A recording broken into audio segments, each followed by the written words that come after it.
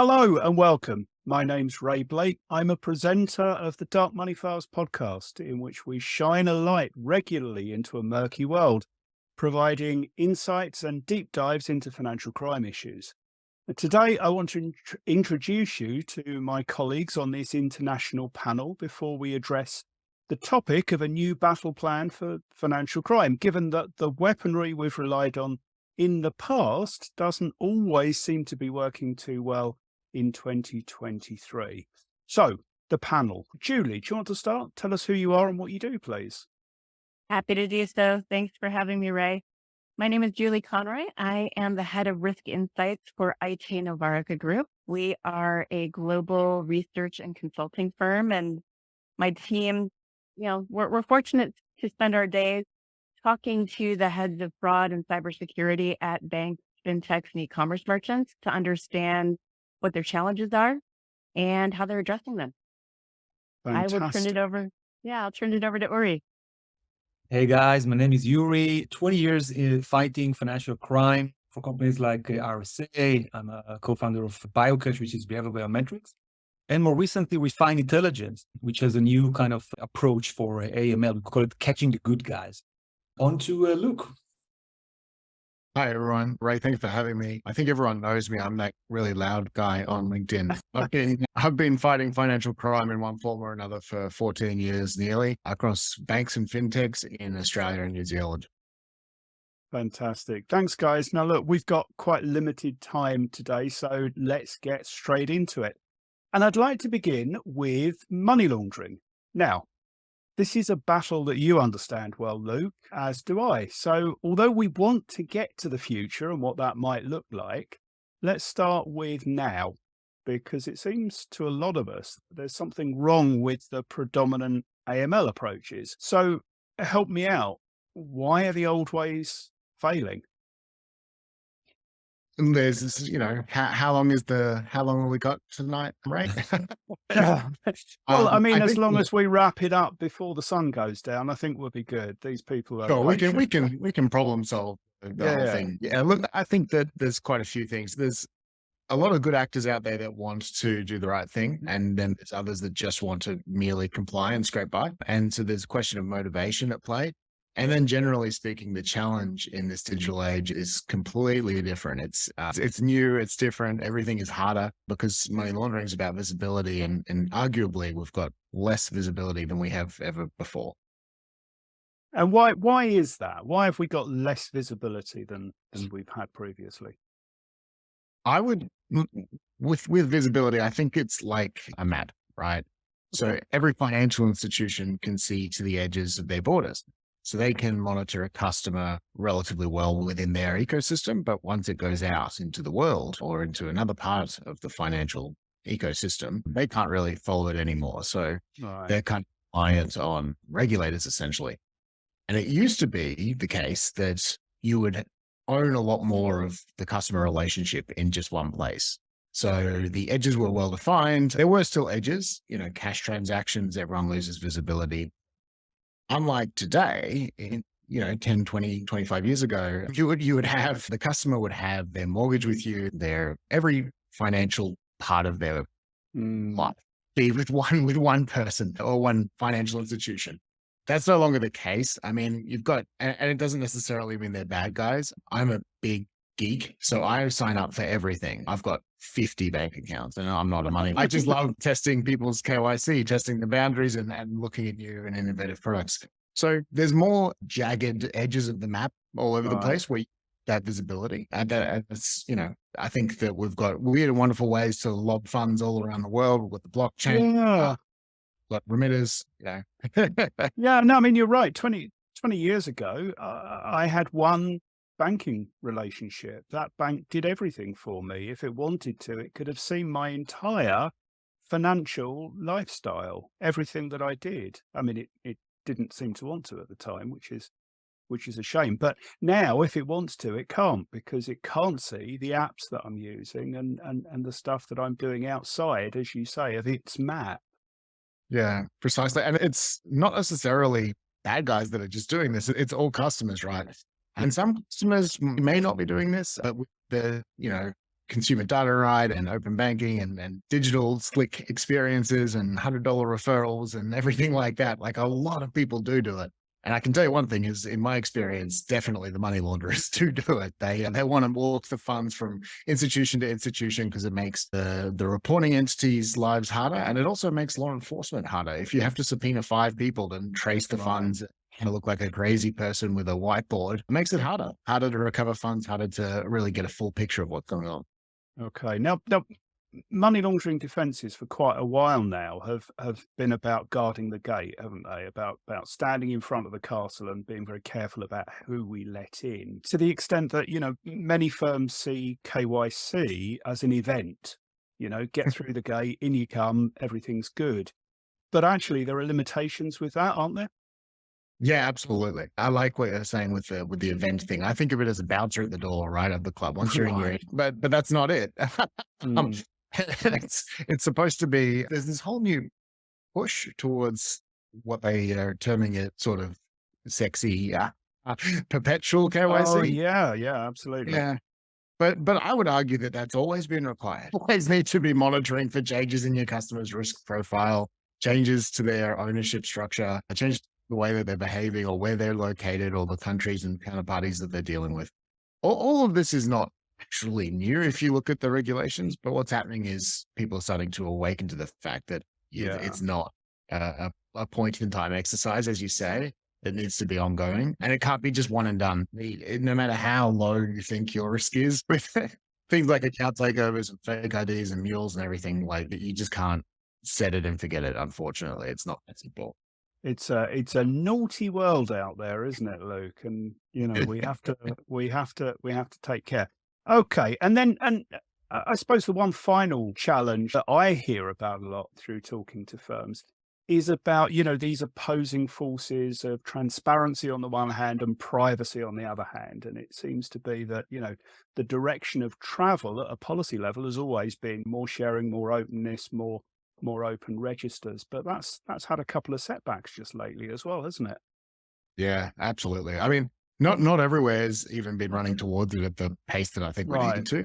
My own country's a laggard. In Australia, we don't have a beneficial ownership registry, for instance, despite FATF recommendations. But look, even where it does exist, it's had a rocky last sort of 12 months in the US, ordering it down, the corporate transparency stuff that they have going for reporting entities. A lot of the banking associations have come out and said that as intended, it's effectively useless, which is really quite strong language there, but pretty accurate. And then obviously you had the European court decision where they really redacted a lot of the public access to beneficial ownership registries. And what I thought was really damaging about that, it was kind of misreported, like AML reporting entities and journalists and police can still access that information. Right. But I think a lot of, especially in Europe, a lot of places, while they were waiting for the uncertainty to be resolved, just completely basically took down their beneficial ownership registries, which is really, really not the outcome that I was hoping to see. Yeah.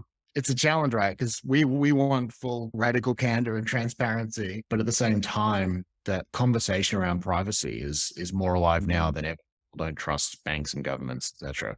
So, and it's tough to sort of sell that more transparency to be effective, but we've not really been effective to date. Right. Yeah. Okay. So, I mean, there are the battle lines. That's where we are, maybe in AML in the first quarter of 2023, moving into the second. But of course, financial crime isn't just anti-money laundering. So look, Uri, you've done a lot of work with banks and others, both in the AML space and in the fraud space. Let me hand the baton over to you and Julie for a bit. I mean, are Luke and I right in thinking that banks might not know their customers like they used to for all those reasons, and maybe others? I would say definitely. And this is something that is not really surprising. Luke mentioned one big factor, which is the move to fintech. There's another very big factor that people basically ignore, which is digital transformation, which is amazing. And everyone loves digital transformation. I like my own dose of digital transformation, connecting to the bank, doing everything on the mobile phone. But if you think about it, digital transformation, what essentially it does, for hundreds of years, that's what banks have been doing. They had this, physical interaction with people, right? So you would walk into an office and talk to the bankers, and they would ask questions, and they would, know your personal life stories, and they would truly know you. Okay, not in terms of who you are and where you work, but you have a daughter in Mexico, and when you come in with, I don't know, $50,000 and say, I want to send it to Mexico, they would understand why, right?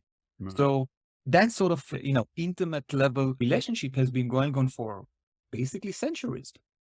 But with digital transformation, it was severed, right? So because digital transformation means one-sided communications. I have my app, I'm telling the bank what to do, and that's about it. I mean, in the 80s, in the 90s, the branches where all of this was happening, before digital transformation, and the branch personnel would just know all of that. One of the things that Refine is doing is automating the process of outreach, or it's called request for information, where, let's say, the investigation team looks at a specific alert. They don't understand why the person was moving $50,000 to Mexico. The thing is that, again, years ago, they would just ask the branch, and the branch would know, right? So someone in the bank would know. Today, when they ask the branch through a process known as request for information, or let's say an outreach process, the actual statistics is 12% the branch would know, but 88%, almost 90%, the branch doesn't know. They have to contact the customers. And this creates a very high friction environment. The branches basically complain. We're like sitting between the AML team and the customer. We're almost like a punching bag for the AML team. And not always like very nice conversations. Of course, the branches, whatever is left from the branches after digital transformation, they're not interested in that, okay? They don't consider it, something that is useful for them. So that's something that is very interesting to note. We found another interesting thing. One of the banks in the East Coast has a population of consumers, but also businesses. And when you look at the alert distribution, about 70% of AML transaction monitoring alerts are for the business accounts, which is not surprising because in business, you have a lot of activities, a lot of international transfers, stuff like that. You would expect, if you kind of apply the outreach or request for information approach, to have a similar ratio between business and consumers. But it's actually the opposite. So 70% of the outreach is for consumers. And if you think, why is that? It's because if it's a business, you know what sort of business it is. It's a pub. It's a pet store. It's a gas station. You know what gas station should look like. You have something to compare to. But gas stations, they don't get married. They don't have kids in Mexico. They don't have these personal life stories that people do. So at some point in anyone's count, there will be that anomaly, which will be flagged as an anomaly. And no one in the bank would know why it's happening, right? So transaction monitoring certainly will not know the life story. So I think the answer is because of both the fintech revolution and digital transformation. No, the banks really don't know their customers like they used to. Okay, so there's two concepts in there that come across loud and clear, and they are the two Fs that I probably hear most about in 2023, which is fintech and the whole fintech space, and also friction and the whole resistance to friction. That's not an oxymoron that we find among consumer groups. Now, the third F in this triangle is fraud, I guess. And Julie, what does that picture look like that's emerging now in 2023 of the interaction of those three things in particular? Now, as you look at the third F, the fraud angle, and the title on this slide is completely appropriate because top of mind for every one of our financial institution clients is the scam angle of this. And it's taking that consumer and manipulating them into sending money directly to the fraudster. And, bank fraud control framework for the past 15 years have been architected around detecting unauthorized activity. And, knowing your customer's activity enough so that you can detect unauthorized, but the fraudsters, they're ever creative. It's this lopsided game of chess where they've got 3 moves for every one that we've got. And they are going after the weakest link in the chain, which is the customer. It's the small business, it's the consumer, and they are creating authorized fraud. And that's really, really hard to detect. Detecting the intent behind that customer's transaction where, to Yuri's point, we don't know that customer anymore. So understanding that, $50,000 to Mexico is normal because they've got a kid in Mexico versus $50,000 to Vietnam because it's somebody falling for a romance scam. So that's an incredibly difficult thing to undertake for a bank. And the volumes, let's just understand it, are crazy. I mean, let's say 10 years ago, all of the fraud was, let's take account takeover fraud in banking, online banking. That was like the massive amount of fraud. It was things like phishing, which started, 15 years ago, Trojan horses, which started about, 12 years ago, social engineering. But all of this was intended to get the credentials from the customer, go inside the account and move money from that account. With very clever social engineering recently to get the one-time codes. And there's many, many ways to actually do that. If you now look at the UK numbers of online banking fraud, you look at the kind of the classic account takeover fraud, which combined all of those methods together, okay? And you look at scams. Scams could be impersonation scams, like, hey, I'm the bank, there's some sort of disaster, you have to move all of your money to a new bank account, these sort of situations, which are very, very, prevalent, especially in the UK, but also in Europe, Australia, and many other parts of the world. But also romance scams, investment scams, crypto scams, buying puppies online scams. All of that, those are known as authorized push payments in the UK and authorized payment scams in the US. They're basically 4 times bigger than all of the classic account takeover fraud that for, at least until 2016 was all of the fraud. So you see how the situation is, changing very, very rapidly. But I think another thing changed, which is the expectation of the regulators, the expectation of the legislators that banks should stop it. And the rationale is, hey, the banks really know those customers. So if you know the customer, how come you don't stop it? That's the discrepancy. The banks don't know their customers like they used to. It's not that they don't want to, they can't. Because of what we talked about, because of fintech, because of digital transformation, it's very difficult for them to actually know their customers and their intentions and their life stories. So it's almost like an unfair expectation, but that's the actual expectation. And as a result, there's liability shift. So in the UK, the next round of liability shift is you're going to reimburse any kind of authorized payment scam whatsoever. Romance scams, whatever is like an authorized, like the customer did it scam. You have to reimburse the customer unless you can prove gross negligence by the customer. And also and that's also new, the responsibility was split evenly between the bank where the customer has the account, okay, the one that is moving the money, and the beneficiary bank, the one that receives the money. If you think about incoming transactions, you just received £50,000, okay? Could be a wire from another bank, right? Now it's inside the account. How do you know that that's going to be a fraud or a scam sort of money going into your account? How do you know that this is not a regular sort of activity? The false positives on these sort of detections will be horrible. Like 95% will be a great number. 99% probably will be the number. And then how do you operationalize it? I think we should really think about that as well. But maybe you can tell us, Julie, about the situation in the US these days around like the liability and the expectations. Well, and I think everybody's taking a page out of the UK book on this front. We've got legislation going through Canada right now on this front. The CFPB will be one of the arms that potentially will create a liability shift in the US market. But, the banks are seeing the writing on the wall. And to your point, this is also hard. Banks have not been detecting mules to the extent that they could or should because there was no economic incentive. And all of a sudden now there is. I think the Zelle network has put, somewhat opaque initial foray out there in terms of, creating some proactive, liability shift and probably hoping to ward off anything that might happen from the CFPB.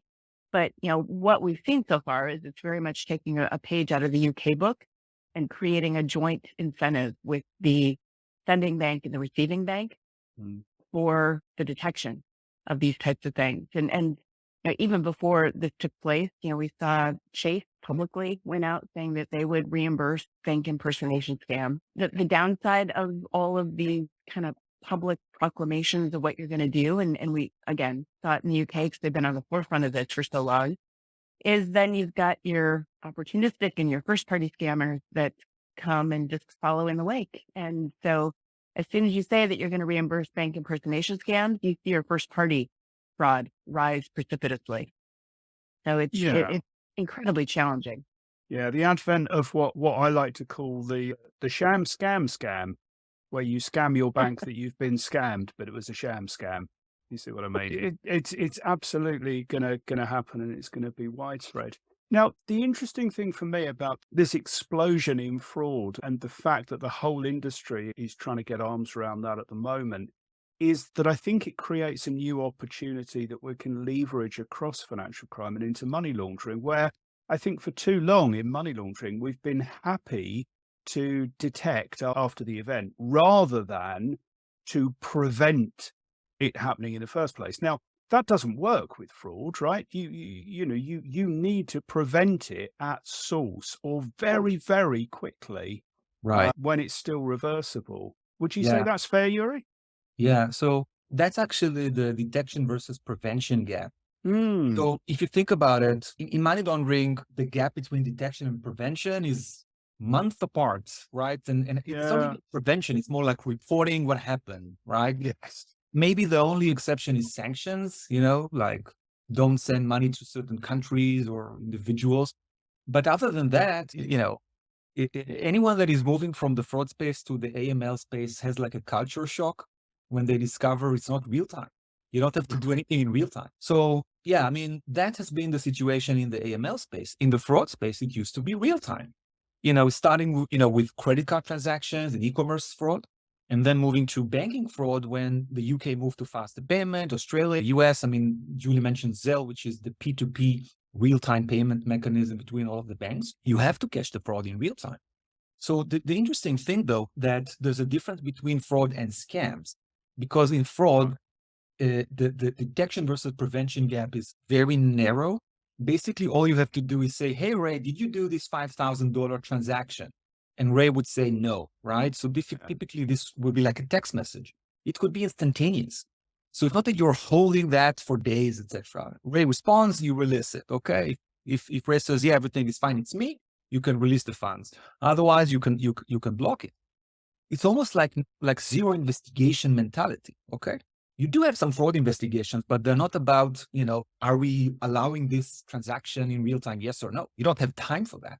So it's almost like, the detection and prevention are at the same step. Scams are different because in scams, let's say that you ask the person, hey, are you moving this $50,000 to Vietnam? And they're going to say, yeah, I'm doing it. Yeah. They would think there's a legitimate reason, like romance scam. I mean, they would think, but the reason actually is romance scams, right? So they've been scammed. So you ask 100 people, and let's say that you have 99% false positives, like ask 100 people, all of them will say, yeah, I have a legitimate reason for that. So that will be very difficult. Closing the gap between detection and prevention when we talk about scams, I honestly don't think a lot of banks have moved past that phase of saying, how do we detect the scams, right? So like detection is a big it's a very tall order. How do you detect the scam? But the next step is, all right, let's say I detected it with 99% false positives or 95% or whatever it is. How do I prevent the money from leaving the bank or going to the mule account and then, pulling the money out in an hour, right? You don't have that luxury of sitting on that money for over a few hours, right? Maybe, or a day, maybe, but not more than that.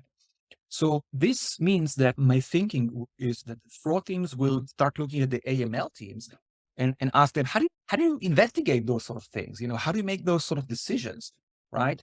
which are not real-time decisions. How do you investigate? How do you contact people? How do you do here, right? But again, there's going to be some difference because AML investigations can take weeks or months. Now you have to do it within hours. So I think that there's some sort of gap here, which is still unresolved, right? That's my sort of thinking. I don't know, Julie, would you agree? Yeah, no, I 100% agree. And I do think that, it's kind of counterintuitive to fraud, but we are seeing that, already banks are taking a page out of the AML book with their approach to scams. And it's, when somebody's been emotionally manipulated, it's so hard to talk them down, even if you detect it, to convince them not to send those funds.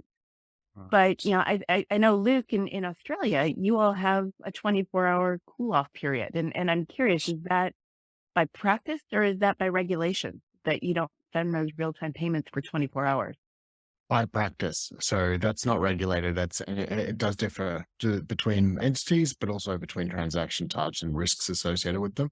So if you were to flick me $20 for one of our world famous Melbourne coffees, it's about how much they cost these days. That'd probably be okay. That'd probably be instant, even though it's a first time transaction. But if you were to send me $5,000 for a fake puppy, that would probably be delayed by 24 hours at least to give me to give you rather, as that time as the victim to sort of go, oh, hold on, I don't know about this guy. I only met him online, and actually my auntie says maybe it's a scam. So we have some institutions doing the good thing in that regard, but we are lagging the UK and the US in that we still have very much this position that authorized means no reimbursement for the customer. You authorized it after all.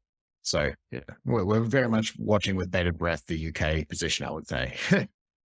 Yeah, which is a long way from being resolved. Yeah, it's sort of at early stages in Parliament still, and difficult to see quite how some of the fundamental issues are going to get resolved. And Uri mentioned a couple of them, like this default 50-50 allocation, which isn't going to be right in all circumstances and could be negotiated. Okay, how? What are the principles behind that? And then, proving gross negligence on the part of the customer. Where's the bar? What does that proof look like? And that's going to be hugely difficult. But sorry, Julie, I think you were going to say something then.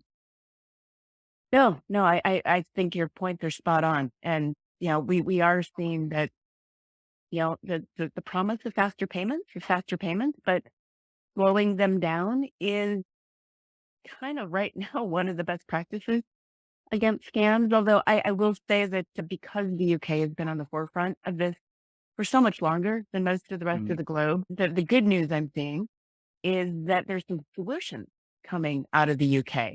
Well, tell us about the good news. Yeah. Yeah. I mean, we've gone from, I think, admiring the problem to actually doing something about the problem. And, one of my colleagues very rightly says, with scams in particular, we are kind of where we were back in 2010 with ATO, and account takeover came, and I was like, oh my gosh, we're getting hit by this industrialized fraud. We have very few solutions out there. It was a very nascent solution set to cope with the industrialization of fraud.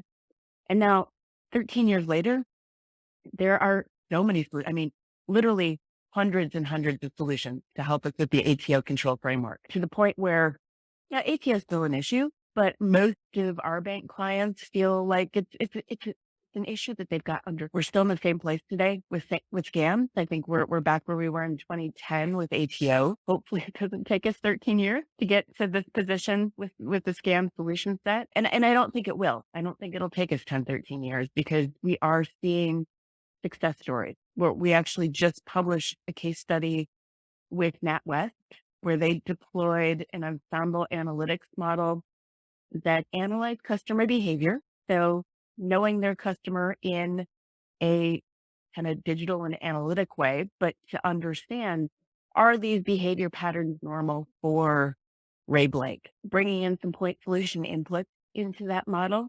And, they just deployed it in early 2022, but they've already seen more than fourfold increase in their scam detection capability.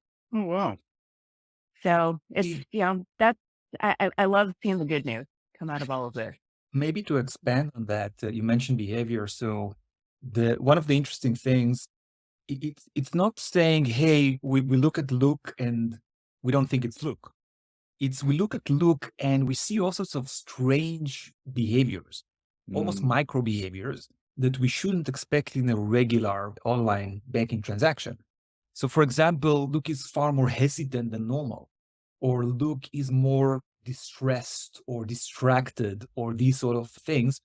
I'll give you an example. I looked at a certain, online banking session with a behavioral biometric company, BioCatch, and the, one of the banks in the UK. And we certainly saw that the customer, after making the first payment, she did a few payments.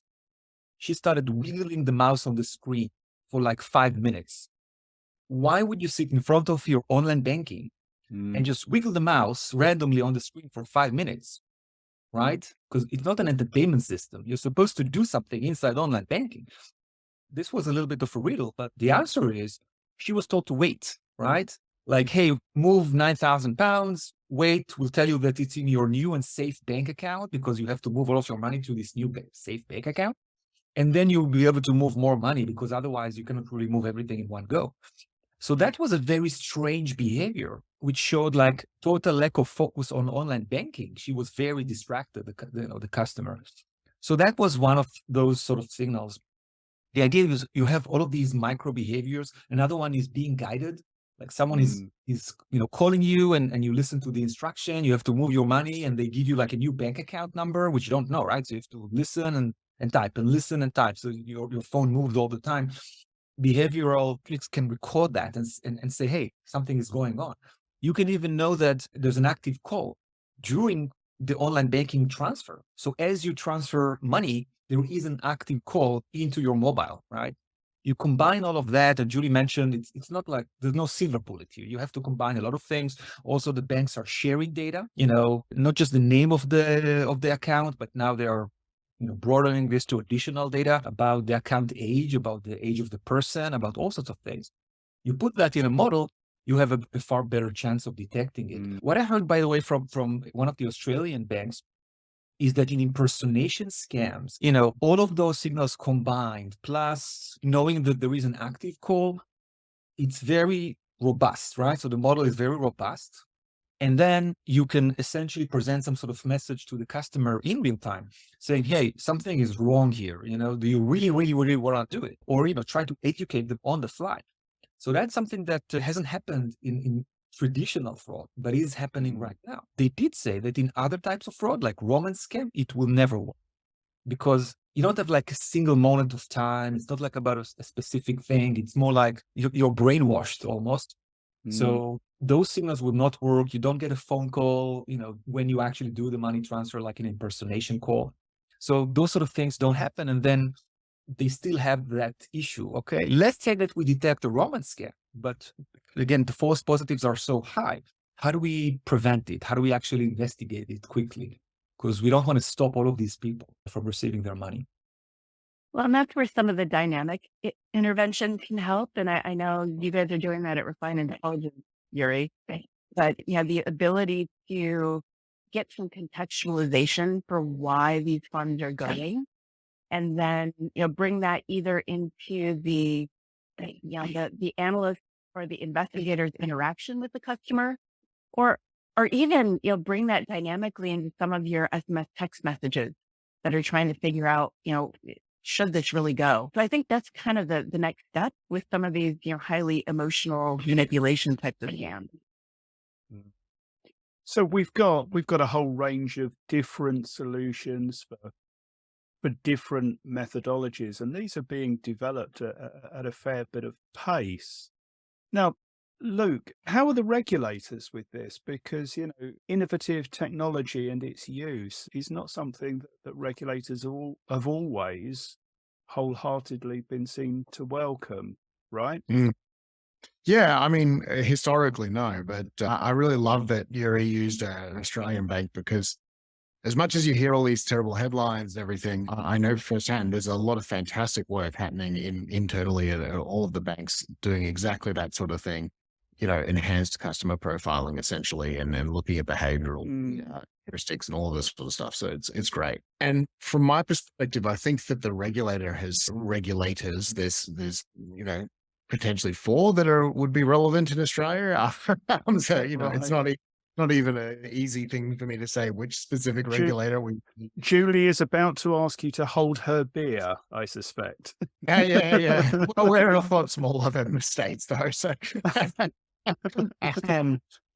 and we don't have the CFPB or anything like that. But we've got enough regulators. I think that they've really come a long way in a lot of respects. They one of our regulators that's loosely around consumer protection, ASIC, has a regulatory sandbox. They're really very engaged with industry about new and innovative approaches to consumer harm minimization. There's a whole budding RegTech industry, which is super exciting to see. Mm. Sometimes I will say, sometimes I love talking to RegTechs. I'm very fun at parties, so I love I think learning about them and trying to help them any way I can. And one thing I do constantly hear is that RegTechs find it really difficult to get in a room with a regulator. Regulators really want to talk directly to their regulated parties, the responsible parties, and they don't really want to hear from a RegTech, even if RegTech can help them. So that can be really challenging. But again, I think that's more of a historical thing in that we're seeing some change in that regard. So more embracing technology, because I think that it's really starting to be hammered home by these millions of dollars of losses that if we don't do something different, things are going to go off the tracks really, really quickly. No, quite right. And in the UK, we've had our regulator for quite some time now, sponsoring innovation events and focus groups. And as well on the data sharing front, we've in the UK had GIMLIT, the Joint Money Laundering Intelligence Task Force, for quite some time, the private public partnership to share information across the industry to help prevent crime. So I mean, Uri, tying that together, really, it's not all about, I mean, tech's really important, but it's also about people, isn't it? Yeah, it is about people, and someone that started in the fraud and then in the last few years looking at AML, I do see a lot of fusion between those two fields and people moving around. I mean, one of the implications you guys started by talking about the challenges of AML is the fact that it became such a huge problem for banks. You look at the size of the AML operations team, it's crazy. You don't have that in cyber, you don't have that in fraud, and it keeps growing every year. One of the reasons is you have more alerts every year and you have to investigate everything. So the operations team, becomes very big, to a point where you have, in some of the banks that we talk to, the ratio of people, that are building the models or the rules to catch the transaction monitoring rules, to catch the anomalies, and the people investigating those alerts is sometimes 100 to 1. So, one of the banks had 5 people in the AML analytics team and 700 investigation officers. And that team keeps growing every year, right? That operations team. A lot of people are now working in AML, and many of them started their career in fraud and then moved to AML because of that, because the banks understand, that's not sustainable. We have to take technology that has been used very effectively in the fraud space and implement something, out of that in the AML space, just to, I don't know, stay where we are even, not even like solve the problem, just make it sustainable. So you see that sort of shift of analytics folks from fraud to AML. And I've seen it across the UK, across Europe, across the US. And then we just talked about the fact that because of scams, the science or the art of investigations, which is simply non-existent or almost non-existent in fraud, you will have to build that, okay? You will need to build a scam investigation team, right? And a lot of those folks are the folks that are actually doing the AML investigations. So you now have this very healthy fusion and flow of people and also ideas between those two. And I think that's another sort of good news that is happening. So you have good people from, one side moving to the other side just to help. And those sort of ideas and the flow of information is very, very good. One thing that I did want to mention around regulators is the fact, AI is being heavily mentioned, machine learning, AI, etc. And everyone talks about explainable AI. The reality is, if you're a regulator, you want to have something that is, that you can really understand, that is very intuitive for you to understand, right? That's essentially what you're looking for. Because if it's just an AI that someone can explain to you, I don't know if this would fly, right? So, because tech companies that build those AIs, they have all of those data scientists and things like that. But if you can come up with an approach that is very intuitive, right? You look at the data, you simply understand what it does. You look at the model and it helps you understand what it does, then regulators be more comfortable with these sort of approaches. The other thing is that regulators also suffer, if you think about it. There's a lot of pressure, let's say, from banks in many countries upstairs saying, hey guys, take the Netherlands, 1 out of 6 people in a bank in the Netherlands are doing AML investigations or compliance, operations. It's crazy. And then they go to the regulator and say, how many people do you guys have to look at all of the alerts that we are filing? All of the reports that we are filing? The answer is 90 people across the Netherlands. So how come and how do you handle that load, etc.? So the regulator has this, incentive to kind of help those banks and tech companies, etc., to improve the situation and make sure that whatever comes upstairs is really, really suspicious or really really abnormal, let's say, and not something that the customer did and for some reason no one actually understood, hey, that's a legitimate activity done by the customer. Sure, absolutely. Well, that makes an awful lot of sense. And actually, it's good to end on good news. And the good news that I'm hearing here is that as a mixed community, is international in nature, that covers the whole spectrum of financial crime, anti-money laundering into, anti-scam and so on. There's movement between us. We can support each other. There's a huge amount of exciting tech coming online and starting to make a real difference. Legislators are up to speed. Regulators are happy with the pace of development. So actually, in many ways, the future could be quite bright if we're all determined to make it so. And that's a lovely note on which to end. Look, the people that you've met on this call, Julie and Luke and Uri, are incredibly experienced in these areas and would love to hear more from you. We've necessarily, for a wide audience, had to be quite generic in this call, but if you've got specific points that you'd like some insight on, these guys and me for that matter, we'd be more than happy to help with you and continue the engagement beyond this webinar. So please feel free to reach out. You can see our details on the screen now. And I'm just going to ask, guys, any final thoughts that you'd like to leave with our audience?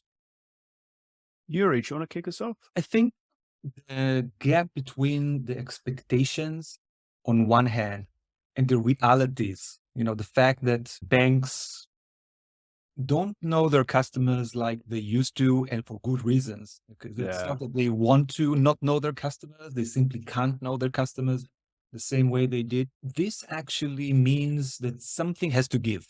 Right. Either expectations should realign to reality, or banks should, financial institutions should find very creative ways or almost like new approaches to regain that superpower of really knowing the customer. Okay. I think that's something that should happen.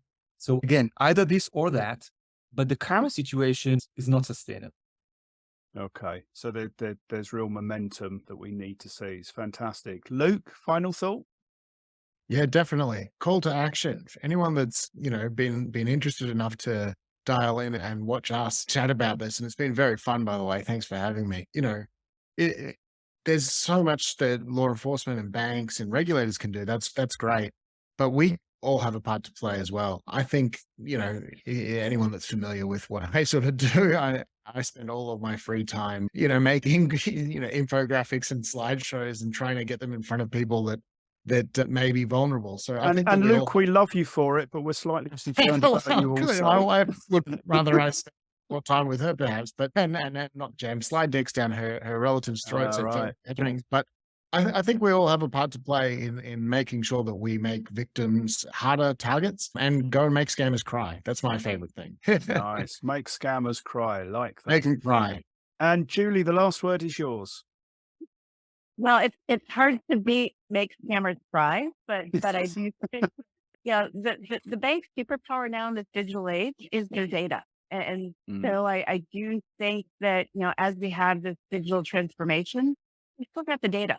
And so understanding how to use that data to understand what is normal customer behavior versus abnormal, that's where banks, you know, hopefully can get ahead of this curve and we don't have to wait 10 years like we did with ATO to get this challenge under control. yeah, absolutely. Here's hoping. Well, look, thank you, Julian. Thank you, everyone. Thank you for joining us today. And let's keep the conversation going.